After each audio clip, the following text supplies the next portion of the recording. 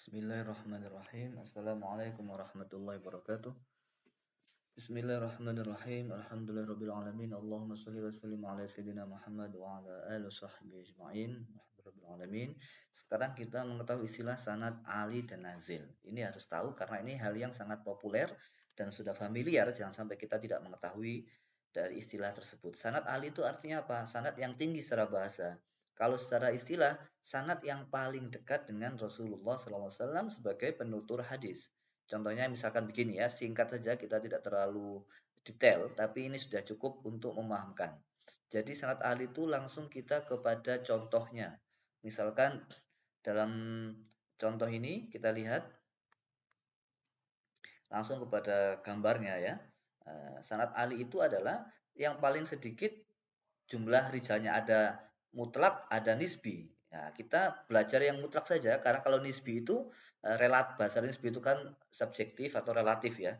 Nah, kalau relatif ada banyak, ada muwafaqah, badal, musawah, musofaha, lalu kemudian macam-macamnya ada tinggi apa asalnya menjadi tinggi dengan sebab wafatnya rawi atau dengan siapa yang lebih dulu mendengarkan. Kita di sini supaya lebih simpelnya dan tidak begitu artinya tidak urgen ya, tidak begitu urgen untuk mengetahui istilah muwafaqah atau badal atau musawah dan seterusnya. Yang penting kita mengetahui saat itu ahli atau tidak kan gitu. Sanad ahli ini akan menjadi prioritas dalam penentuan kualitas hadis. Ahli ini apa maksudnya tinggi? Maksudnya apa? Yang sedikit jumlah rawi yang menjadi wasilah kepada Rasulullah SAW dari segi ketersambungan syaratnya atau kesahihan sanadnya. Contohnya misalkan ya, sanad Ali yang paling tinggi itu yang saya tahu ini ya, itu tiga langsung dari pentakhrijnya, yaitu tiga perawi dari pentakhrijnya ya, Bukhari, Muslim, dari Tirmidzi itu tiga paling paling dekat, paling sedikit ya. Kalau sampai dua saya belum tahu. Jadi contohnya ini sanad Ali yang paling tinggi itu dalam Sahih Bukhari misalkan hadatsana Al-Makki, hadatsana Yazid bin Ubaid an Salamah al-Aqwa an Nabi sallallahu alaihi wasallam. Ya, gitu. Bukan an Nabi. Di sini kan qala bay'atun Nabi sallallahu alaihi wasallam bil akhiri. Ini sanad yang paling tinggi karena tiga orang saja. Nah, semakin banyak jumlah rawinya dari Imam Bukhari ke Rasulullah, maka dinamakan tidak ali lagi atau nazil. Lawan katanya nazil.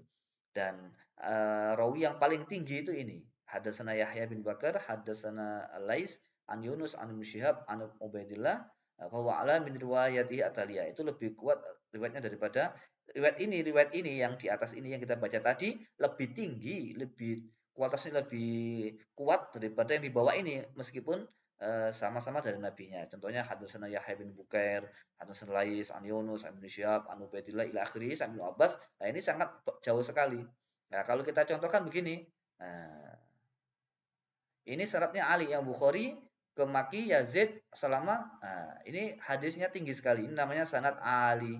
Kalau ini syaratnya nazil. Kenapa nazil? Banyak Yahya, Lais, Yunus, Ibnu Syihab sampai kepada As-Sa'ab bin Juthama lalu kemudian hadisnya ini. Jadi ini antara Nabi dan rawi yang Bukhari ini tujuh rawi. Kalau ini cuma tiga, maka yang tiga namanya Ali, yang tujuh namanya Nazil. Nah, saya kira itu penjelasan singkat tentang masalah sanad Ali dan Nazil karena harus tahu jangan sampai kita tidak mengenal istilah ini. Ada yang lah kalau sanad Ali yang bersifat nisbi itu gimana? Nisbi itu ya dia itu sebenarnya tidak tinggi. Jadi nisbi itu artinya tidak kepada nabi tapi kepada gurunya ya. Jadi apa namanya? Sedikit jumlah rawi rijal rawi sanad kepada imam dari imam hadis. Jadi bukan daripada nabi tapi kepada imam hadis. Meskipun imam hadis itu dari imam hadis kepada nabi itu banyak. Jadi kesimpulannya ini tidak begitu urgen untuk kita kaji, kita mempersingkat waktu, yang penting kita sudah tahu ya. Saya kira itu untuk mengetahui tentang istilah sanad ali dan nazil.